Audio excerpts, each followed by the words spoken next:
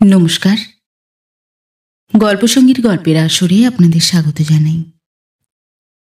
আজ আপনাদের পড়ে শোনাব সাহিত্যিক সৌরীন্দ্রমোহন মুখোপাধ্যায়ের লেখা গল্প নীরা।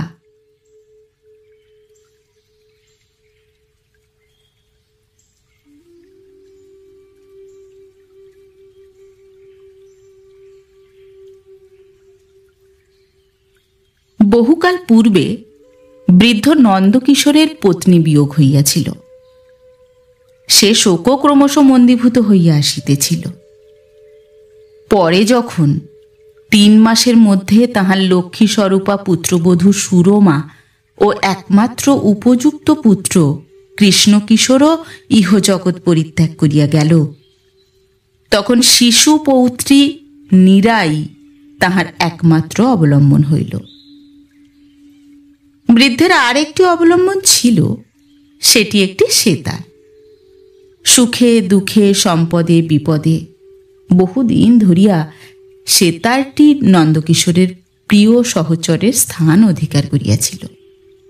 মধ্যে মধ্যে বিনিদ্র রজনীতে যখন অতীতের সমস্ত ঘটনা সজীব হইয়া বৃদ্ধের প্রাণে আর্তনাদ করিত, তখন বৃদ্ধের সে যন্ত্রণা হইতে পরিত্রাণ লাভ নিতান্ত দুরূহ হইয়া পড়িত। বৃদ্ধের সব কথা মনে পড়িয়া যাইত। সেই ছোটখাটো সচ্ছল পরিবারটি, লক্ষ্মী সহধর্মিণীর স্নিগ্ধ প্রণয়, শিশুপুত্রের সেই হাসি ভরা সরল ছোট টুকটুকে মুখখানি, পুত্রের বিবাহরাত্রির সেই আনন্দোৎসব, ফুটফুটে চাঁদের মতো আলো করা নববধূর মুখখানি। হায়, এখন কোথায় সেসব? তাহাদেরই একটি ছোট স্মৃতি নীরা, ফুলের মতো সুন্দর কোমল মেয়েটি। এই নীরা যদি একদিন আবার তাহাদেরই মতো বৃদ্ধকে ফাঁকি দিয়া চলিয়া যায়? বৃদ্ধ আর ভাবিতে পারিতেন না। হায় ভগবান, দুঃখের অংশটা বৃদ্ধের অদৃষ্টে কেন এত প্রচুর করিয়া দিলে? অসহ্য বেদনায় বৃদ্ধের হৃদয় অভিভূত হইয়া পড়িত। বৃদ্ধ তখন তাড়াতাড়ি শয্যা ত্যাগ করিয়া সেতারটিকে প্রিয়তমার মতো আপনার বক্ষে টানিয়া লইতেন এবং তাহার পর ধীরে ধীরে তাহার তারগুলিতে ঝংকার তুলিতেন।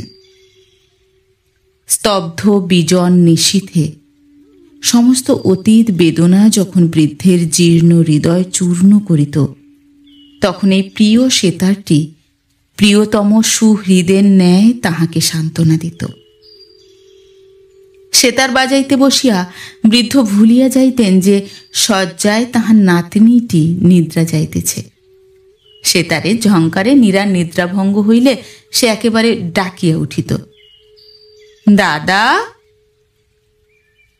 বালিকার কোমল কণ্ঠস্বরে সেই সুমিষ্ট নির্ভরপূর্ণ আহ্বানে দাদার মোহ কাটিয়া যাইত।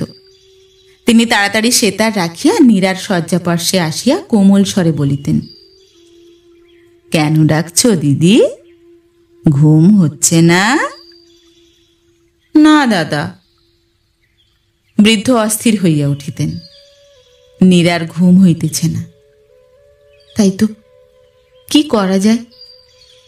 বৃদ্ধ নীরবে নীরার মুখে চোখে হাত বুলাইতে বুলাইতে কহিতেন, একটু চোখ বুজে থাকো, তাহলেই ঘুম হবে এখন।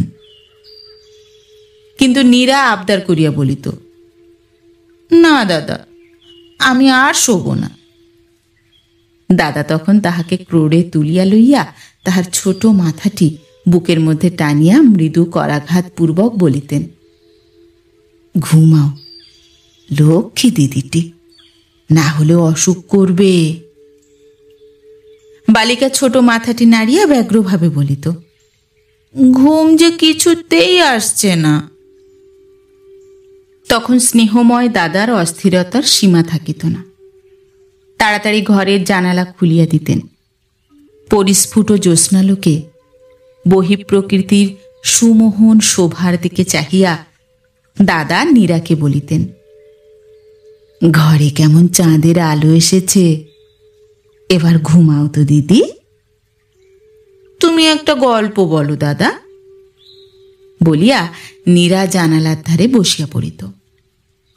দাদা তখন ঈষৎ হাসিয়া গল্প বলিতে আরম্ভ করিতেন। এক ছিল রাজা, তার দুই রানী। বড় রানীটি, নীরা এমন সময় বলিয়া উঠিত, হ্যাঁ দাদা, ওই যে আকাশে বড় তারাটি, তার পাশে আরেকটি, ওই বুঝি বাবা আর মা? বৃদ্ধের হৃদয় তখন কম্পিত হইয়া উঠিত, কণ্ঠস্বর গাঢ় হইয়া আসিত। কোন গতিকে হ্যাঁ বলিয়া ফেলিয়া বৃদ্ধ আবার গল্প আরম্ভ করিয়া দিতেন। বড় রানীটি বড় দুঃখিনী। রাজা তাকে দেখতে পারতেন না। ছোট রানী সুয়ো রানী একদিন রাজাকে বললেন। নীরা আবার গল্পে বাধা দিয়া বলিত, আচ্ছা, বাবা মা আমাদের কাছে আসেন না কেন? আমারও অমনি তারা হতে ইচ্ছা করে দাদা। বৃদ্ধের চক্ষু ছলছল করিত। বৃদ্ধ বলিতেন, গল্প শোনো না দিদি। তারপর ছোট রানী রাজাকে বলে। নীরা স্বাভিমানে বলিয়া উঠিত, আমি রাজার গল্প শুনতে চাই না। আমি যা বলছি তা আগে বলো না দাদা। কি বলবো নীরা? নীরা আবদার করিত, তুমি বাবা মার গল্প বলো। তখন সেই চন্দ্রালোকিত কক্ষে নিস্তব্ধ রাত্রে পিতামহ এই বুদ্ধিমতী পৌত্রীর নিকট আপনার সুখ দুঃখের গল্প করিতেন। সে যেন কতকটা সত্যের মতো, কতকটা স্বপ্নের মতো, কতকটা সম্ভব, আবার কতকটা যেন অত্যন্ত অসম্ভব। গল্প করিতে করিতে বৃদ্ধের কণ্ঠস্বর প্রায় রুদ্ধ হইয়া আসিত। কিন্তু নীরা তখন হয়তো বেশ ঘুমাইয়া পড়িয়াছে। তাহার সুন্দর কোমল মুখখানির উপর চাঁদের আলো আসিয়া পড়িয়াছে। মৃদু মলয় স্পর্শে তাহার মুক্ত কেশের গুচ্ছ উড়িয়া উড়িয়া মুখের উপর পড়িতেছে।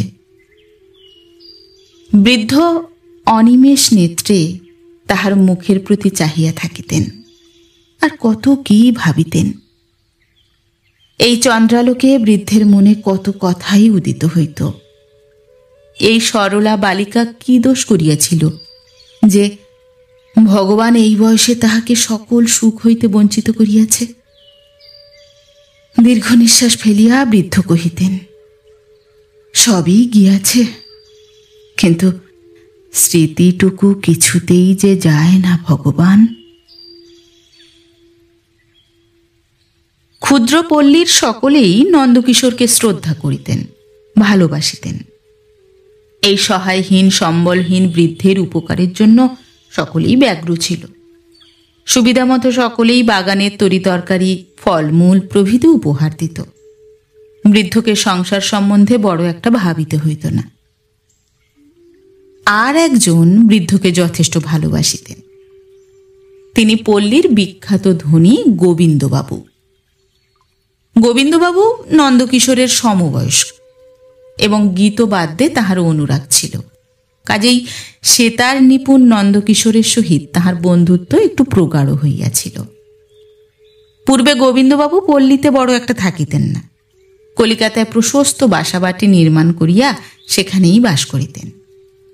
এক্ষণে কলিকাতার মায়া কাটাইয়া পল্লী ভবনে বাস করিতেছিলেন। তাহার পুত্র প্রবোধচন্দ্র কলিকাতা হাইকোর্টের উকিল। পৌত্র সুবোধচন্দ্র হেয়ার স্কুলে সেকেন্ড ক্লাসে পড়িতেছিল।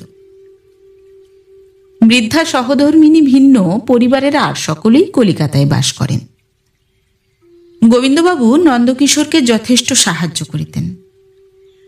নন্দকিশোরও প্রিয় নাতিনী নীরাকে যেমন অসন্দিগ্ধ চিত্তে সেতার শুনাইয়া আনন্দ লাভ করিতেন, গোবিন্দবাবুকেও সেতার শুনাইয়া তদপেক্ষা অল্প আনন্দ অনুভব করিতেন না। দুটি বৃদ্ধই মৃত্যুর জন্য প্রস্তুত হইয়া বসিয়া আছেন, যেন ডাক পড়িলে চলিয়া যাইতে কাতর নহেন। তবে একজন পৃথিবীতে আসিয়া লক্ষ্মীর শুভাশীর্বাদ ধারা নিঃশেষ করিয়া বসিয়াছিলেন, আর একজন হতভাগ্যের দিকে চপলা লক্ষ্মী কখনো দৃষ্টিপাত করিয়াছিলেন বলিয়া মনে হয় না। একজন পৃথিবীতে আসিয়া অমৃতের পাত্র হইতে আকণ্ঠ অমৃত পান করিয়াছেন, আর একজনের সম্মুখে নিষ্ঠুর অদৃষ্ট চিরকাল হলাহলপূর্ণ পাত্রখানি ধরিয়া আসিয়াছে। এই দুইটি মরণপথের যাত্রীর মধ্যে হৃদয়ের বন্ধনটুকু ক্রমশই দৃঢ় হইতে দৃঢ়তর হইয়া উঠিতেছিল। সেবার বড়দিনের ছুটিতে প্রবোধচন্দ্র কয়েকজন বন্ধুবান্ধব লইয়া দেশে আসিলেন। ঐশ্বর্যের চাকচিক্যে সমগ্র পল্লী প্রতিভাসিত হইয়া উঠিল। দরিদ্র পল্লীবাসীরা ইহাদের শালের বহর, অলঙ্কারের বিস্তার, ঘড়ি ও চেনের আড়ম্বর প্রভৃতি দেখিয়া অবাক হইয়া গেলেন। তাহাদের কাজকর্ম একরকম বন্ধ হইয়া গেল। আজ বাবুরা পুকুরে মাছ ধরিবেন, কাল বাগানে চড়ুই ভাতি, পরশু নদীতে নৌকায় বাই। তাহাদের রসদ বহন করিয়া নৌকার দড়ি খুলিয়া দিয়া বাখারি ছুলিয়া ছিপ প্রস্তুত করিয়া নানাবিধ উপায়ে বাবুদের মন যোগাইয়া পল্লীর অধিবাসীগণ পরম তৃপ্তি অনুভব করিতে লাগিল। 5 বৎসরের নীরা বাই খেলা দেখিল। ম্লান নয়নে দাঁড়াইয়া দাঁড়াইয়া বাবুদিগকে দেখিল। তাহার কিন্তু বাবুদিগকে তত ভালো লাগিল না। এরা তো তার দাদার মতো নয়, তার সঙ্গে একটা কথাও কয় না, একটু আদরও করে না। প্রবোধচন্দ্রের এক কবি বন্ধু বৃদ্ধ নন্দকিশোরকে কহিল, সেতারটা একবার শুনিয়ে দিন না মশাই। বৃদ্ধ সরলভাবে তাহার অনুরোধ রক্ষা করিতে গিয়া তাহাদিগের নিকট যথেষ্ট পরিহাসভাজন হইয়া উঠিলেন। কবি বন্ধুটি হাসিয়া কহিলেন, আপনার একেবারে যে ওস্তাদি হাত দেখছি। কম্পিত হস্তে সেতারটি নামাইয়া রাখিয়া নন্দকিশোর নীরবে বসিয়া রহিলেন। সত্য কথা বলিতে কি, প্রবোধচন্দ্র ও তাহার বন্ধুবর্গের উচ্ছৃঙ্খল হাস্য কলরব, আমোদ কৌতুক প্রভৃতি বৃদ্ধের অত্যন্ত বিসদৃশ্য বোধ হইতেছিল। তাহার মনে হইতেছিল যেন শান্তিপূর্ণ ক্ষুদ্র পল্লীটির মধ্যে সহসা কোথা হইতে একটা তীব্র বিপ্লব স্রোত বহিয়া আসিয়াছে। তাহার প্রভাবে গৃহের শান্ত কুললক্ষ্মীর মতো পল্লীখানি যেন সহসা বিলাসিনী নায়িকার ন্যায় উচ্ছৃঙ্খল হইয়া উঠিয়াছে।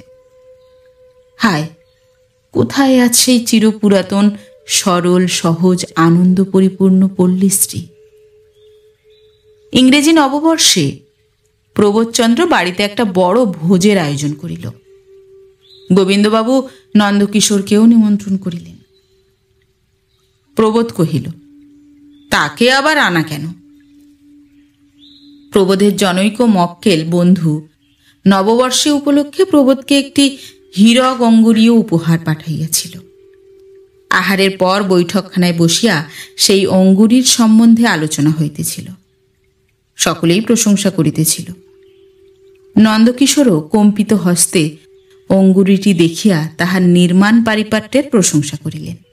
নানাবিধ গল্পও চলিতেছিল। কিয়ৎক্ষণ পরে প্রবোধ তাহার উকিল বন্ধুটির দিকে চাহিয়া কহিল, কই, আংটিটা দেখি হে, মনমথর বেশ টেস্ট আছে, কি বলো? উকিল বন্ধু কহিল, আংটিটা আমার কাছে নাই তো, নন্দবাবু দেখছিলেন না? নন্দকিশোর স্থির কণ্ঠে কহিলেন, আগে আমি প্রবোধবাবুর হাতে দিয়েছি। প্রবোধ বিরক্তিব্যঞ্জক স্বরে কহিল, কখন আবার দিলেন মশাই? তখন আংটির অনুসন্ধান হইতে লাগিল। সকলেই উঠিয়া খোঁজ করিতে লাগিল। তখন প্রবোধের আরেকটি বন্ধু কহিল, আচ্ছা, ভুলে কেউ পকেটে রাখেননি তো?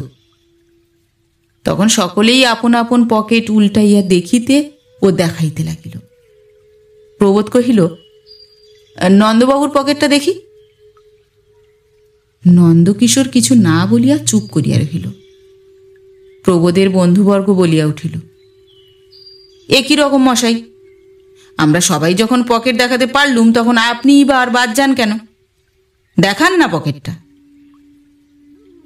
নন্দকিশোর সবলে পকেট চাপিয়া উঠিয়া দাঁড়াইলেন। প্রবোধ চিৎকার করিয়া বলিল, এ কিন্তু বড় অন্যায় হচ্ছে নন্দবাবু। নন্দকিশোর কাতর দৃষ্টিতে গোবিন্দবাবুর দিকে চাহিয়া রহিলেন। গোবিন্দবাবুরও মুখে কোনো কথা ছিল না। উকিল বন্ধুটি কহিলেন, শুধু পকেটটা একবার দেখাতে আপনার আপত্তি কি বলুন? Simply to make us ডাবলি sure. আপনি তো আর আংটি নেননি, পকেটটা দেখালেনি বা? এই তো আমরা সবাই দেখালুম। নন্দকিশোর কম্পিত স্বরে কহিলেন, আমার একটু আপত্তি আছে। প্রবোধ হাঁকিয়া উঠিল, কিসের আপনার আপত্তি? বৃদ্ধ নন্দকিশোরের দুই চক্ষু দিয়া ঝরঝর করিয়া জল পড়িতে লাগিল। নন্দকিশোর সবলে আপনার জামার পকেট চাপিয়া কহিলেন, আমাকে বিশ্বাস করুন, আমি আমি আংটি নিইনি। বিশেষ আপত্তি না থাকলে আমি আমি নিশ্চয়ই পকেট দেখাতুম। প্রবোধ গোবিন্দবাবুর দিকে চাহিয়া উত্তেজিত স্বরে কহিল, আচ্ছা বাবা, এটা কি নন্দবাবুর ভালো হচ্ছে? গোবিন্দবাবু নন্দর দিকে ফ্যাল ফ্যাল করিয়া চাহিয়া রহিলেন। নন্দকিশোর গোবিন্দবাবুর দিকে ঈষৎ অগ্রসর হইয়া কাতর কণ্ঠে কহিলেন, আপনি যদি পকেট দেখাতে বলেন তাহলে এখনই দেখাবো গোবিন্দবাবু। আমি যথার্থ বলছি, আংটি আমার কাছে নাই। গোবিন্দবাবু হঠাৎ উঠিয়া নন্দকিশোরের পৃষ্ঠে হস্ত স্থাপন করিয়া কহিলেন, না না নন্দবাবু, আপনাকে পকেট দেখাতে হবে না, আপনি বাড়ি চলুন। পরে পুত্র ও পুত্রের বন্ধুবর্গের দিকে চাহিয়া তীব্র স্বরে কহিলেন, কেন তোমরা নন্দবাবুকে অপমান করছো? গোবিন্দবাবুর স্বর উত্তেজিত হইয়া উঠিল। গোবিন্দবাবু নন্দকিশোরের সহিত বহির্দ্বার অবধিয়া অগ্রসর হইলেন। বাহিরে আসিয়া কম্পিত স্বরে নন্দকিশোর কহিলেন, গোবিন্দবাবু, আপনি কি আমাকে সন্দেহ করেছেন? গোবিন্দবাবু যেন চমকিয়া উঠিলেন। চট করিয়া উত্তর দিতে পারিলেন না। ঢোক গিলিয়া তিনি কহিলেন, না, সন্দেহ নয়। নন্দকিশোরের সমস্ত রক্ত মাথায় উঠিল, চারিদিক ধোঁয়ার মতো বোধ হইল। বৃদ্ধ ধীরে ধীরে বাড়ি চলিয়া গেলেন। গোবিন্দবাবু পুনরায় কক্ষে প্রবেশ করিলে প্রবোধ কহিল, বাবার যেমন কাণ্ড, কোথাকার ওল্ড রাস্কেলকে এখানে নিয়ে আসেন।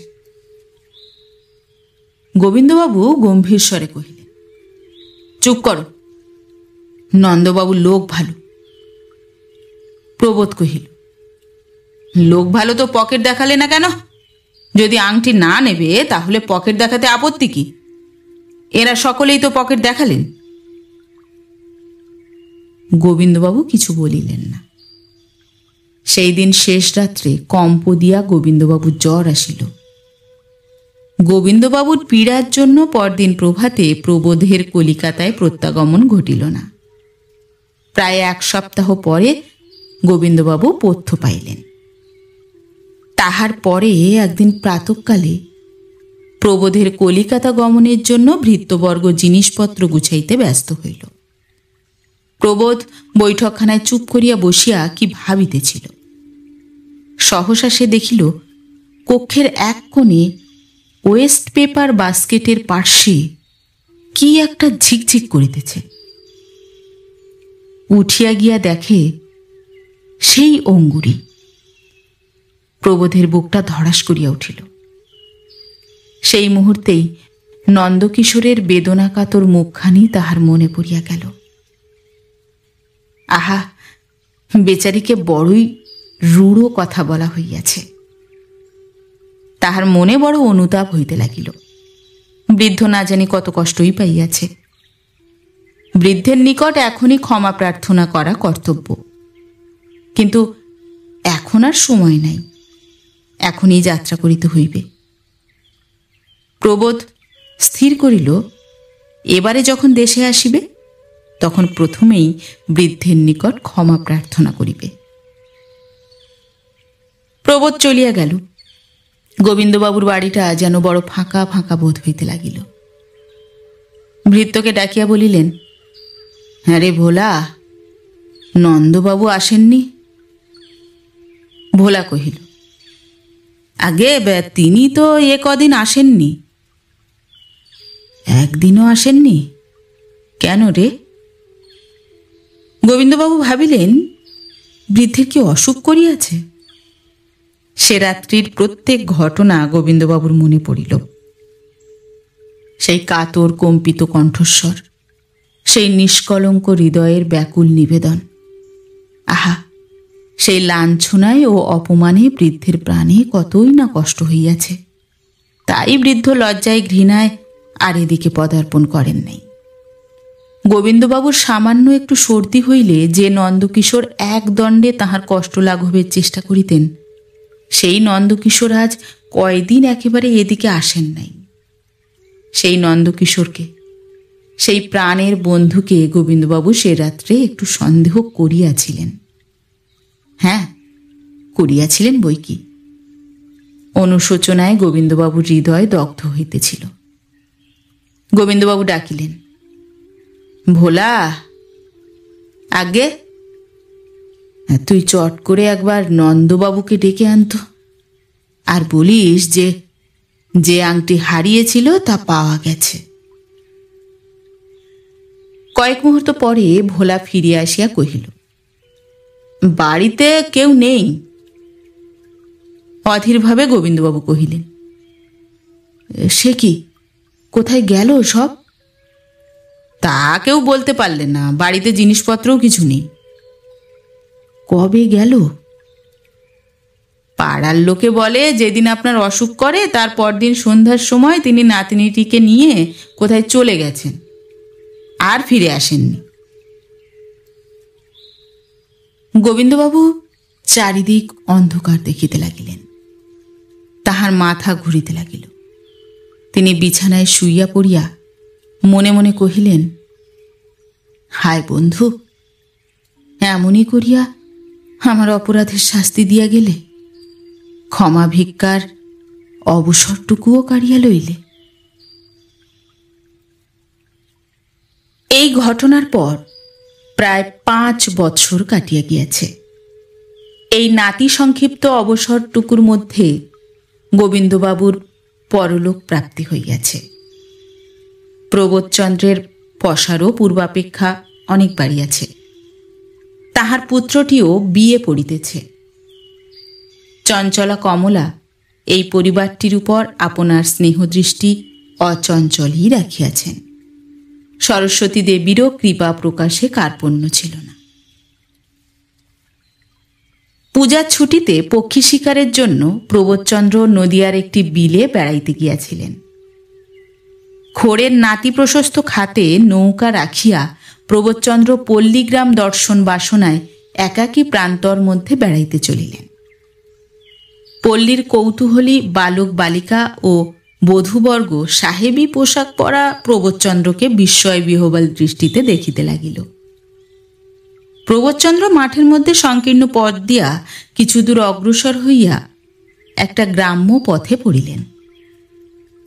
এমন সময় একটি বালিকা নিতান্ত অপ্রতিভভাবে প্রবোধচন্দ্রের সম্মুখে আসিয়া কহিল, ওগো, তুমি কি ডাক্তার সাহেব? গ্রাম্য বালিকার এতখানি সাহস দেখিয়া প্রবোধচন্দ্র বিস্মিত হইল। কহিল, কেন বলো দেখি? বালিকা তাহার ডাগর করুণ চোখ দুটি প্রবোধের প্রতি নিবদ্ধ রাখিয়া কহিল, আমার দাদার বড় অসুখ করেছে, একবার দেখবে এসো না। বালিকার ব্যাকুলতায় বিগলিত হইয়া প্রবোধ তাহার অনুরোধ রক্ষা করিতে দ্বিধা করিল না। প্রবোধ গৃহে হোমিওপ্যাথির আলোচনা করিত। নৌকায় ওষুধের বাক্সও ছিল। ভাবিল, যদি তেমন দেখি তো ঔষধ পাঠাইয়া দিব। বালিকা প্রবোধকে লইয়া একটি ভগ্ন জীর্ণ বৃহৎ বাটিতে প্রবেশ করিল। সে ধীরে ধীরে শয্যায় শায়িত এক বৃদ্ধের নিকট গিয়া ডাকিল, দাদা। বৃদ্ধ চোখ চাহিয়া কহিল, নীরা, আয় দিদি। নীরা কহিল, দাদা, ডাক্তার সাহেব এসেছেন। ঈষৎ হাসিয়া ক্ষীণ কণ্ঠে বৃদ্ধ কহিল, কাছে আয় দিদি। বৃদ্ধের রোগপীড়িত আকৃতি ও কণ্ঠস্বরে প্রবোধের একটা অতীত কথা মনে পড়িয়া গেল। প্রবোধ ভাবিল, তাহা কি সম্ভব? এই কি নন্দবাবু? নীরাকে কহিল, আচ্ছা, তোমরা কি আগে বাঁশগাছিতে থাকতে? হ্যাঁ। সেখান থেকে চলে এলে কেন? তারা দাদাকে তাড়িয়ে দিলে যে। কেন তাড়িয়ে দিলে? সে অনেক কথা। এখন দাদাকে তুমি ওষুধ দাও না ডাক্তার সাহেব। প্রবোধ বৃদ্ধের নাড়ি পরীক্ষা করিয়া বুঝিল, নাড়ি নাই, ঔষধেরও আর প্রয়োজন নাই। বৃদ্ধের অন্তিম কাল উপস্থিত। প্রবোধের পকেটে সৌভাগ্যক্রমে একটু পোর্ট ও কনডেন্সড মিল্ক ছিল। তাড়াতাড়ি তাহারই কিঞ্চিত বৃদ্ধকে পান করাইল। পরে নীরাকে কহিল, কোনো ভয় নেই। এখন বলো দেখি, তোমরা এখানে এলে কেন? নীরা সরলভাবে কহিতে লাগিল, দাদার কাছেই সব কথা শুনেছি। বাঁশগাছিতে গোবিন্দবাবুর সঙ্গে দাদার খুব ভাব ছিল। তার ছেলে একবার বাঁশগাছিতে আসেন, সঙ্গে আরও কে কে এসেছিল। তারা দাদাকে দেখতে পারত না। একদিন তাদের একটা আংটি হারিয়ে যায়। তারা দাদাকে পকেট দেখাতে বলে। ওরা মনে করলে দাদা চুরি করেছে, কিন্তু দাদা তা করেনি। তারা দাদাকে চোর বললে, তাই দাদা আমাকে নিয়ে এখানে চলে এলো। এখানে খুব আগে আমাদের বাড়ি ছিল। দাদা চাষাদের ছেলে পড়ায়, তাই তারা চাল ডাল দিয়ে যায়। তাইতে আমাদের চলে। দাদা বলে বাঁশগাছিতে আর যাবে না। সেখানকার লোক দাদাকে বোধহয় আবার চোর বলবে। গোবিন্দবাবুর ছেলে দাদাকে বড় বকেছিল।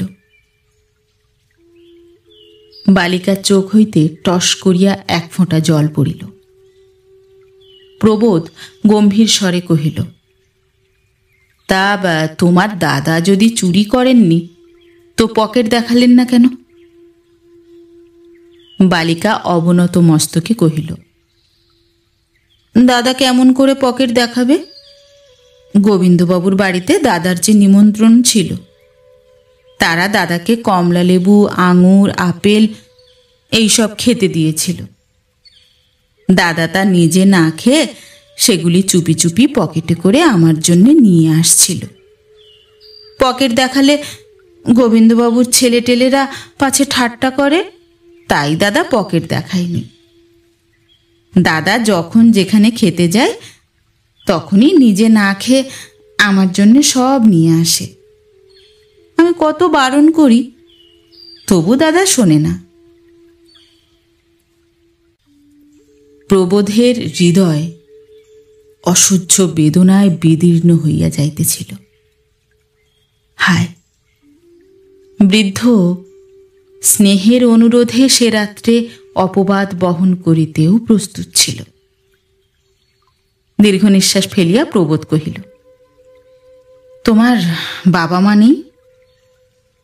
না, তারা স্বর্গে। নীরার চোখ ছলছল করিতে লাগিল। প্রবোধ আবার কহিল, তাদের কথা তোমার মনে আছে? না, দাদা বলে তখন আমি খুব ছোট ছিলাম। প্রবোধের সমস্ত অন্তর মথিত করিয়া একটা কাতর স্বর বাহির হইল। আহা!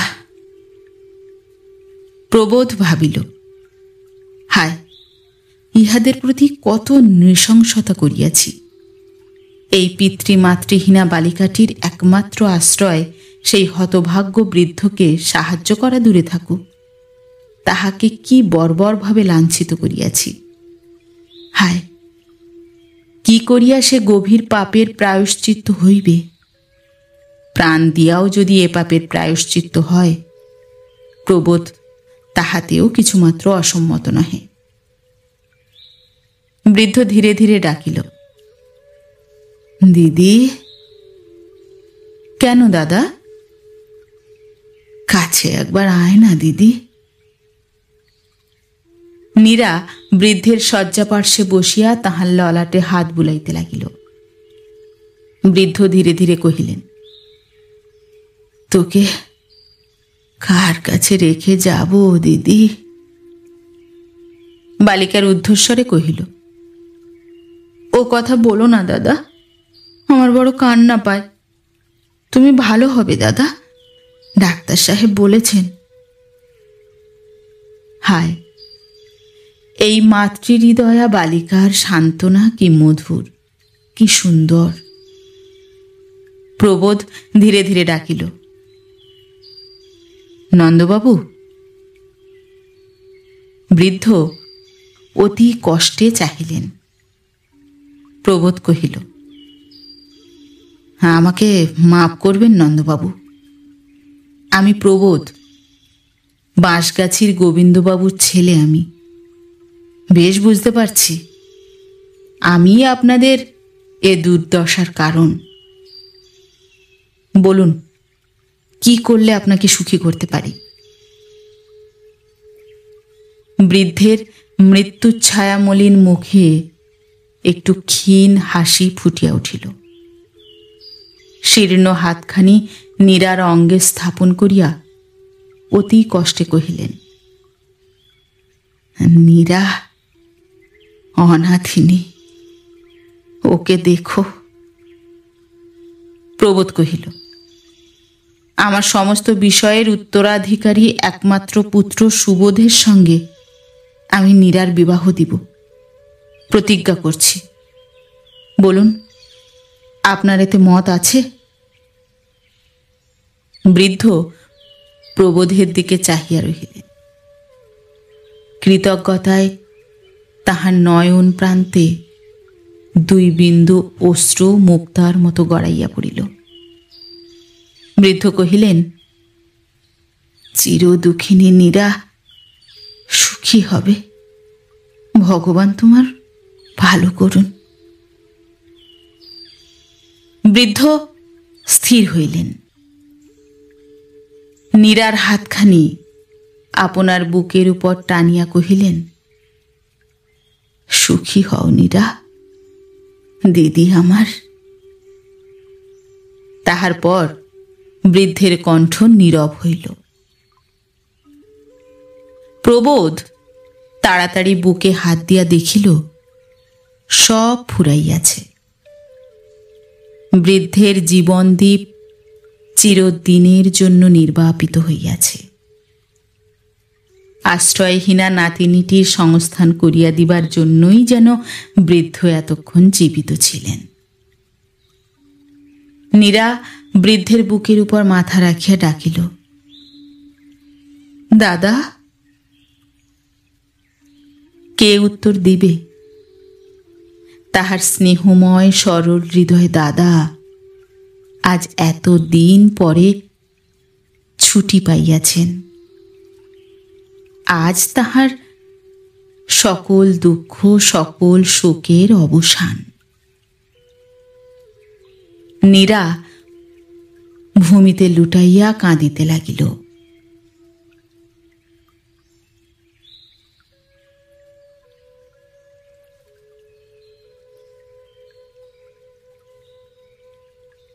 নমস্কার। নতুন একটি গল্প নিয়ে খুব শিগগির ফিরে আসছি। ততক্ষণ সবাই ভালো থাকবেন, সুস্থ থাকবেন। গল্প পাঠ কেমন লাগলো অবশ্যই কমেন্ট করে জানাবেন এবং ভিন্ন ভিন্ন স্বাদের অডিও স্টোরি শোনার জন্য অবশ্যই চ্যানেলটি সাবস্ক্রাইব করবেন। ধন্যবাদ।